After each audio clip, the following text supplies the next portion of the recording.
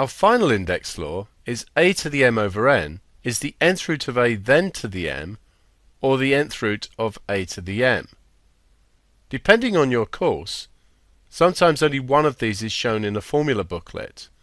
This one tends to give very large numbers, so this one is more useful as the numbers tend to stay manageable, especially in a non-calculator paper.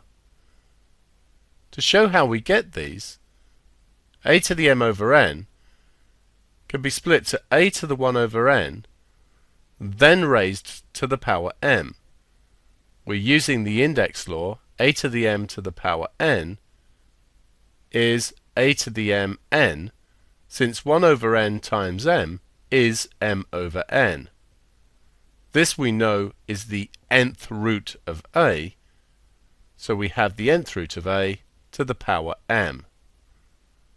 Splitting the other way, we can have a to the m over n equal to a to the m, and then 1 over n outside. Again using this law, 1 over n times m is m over n. The outside then is the nth root of a to the m.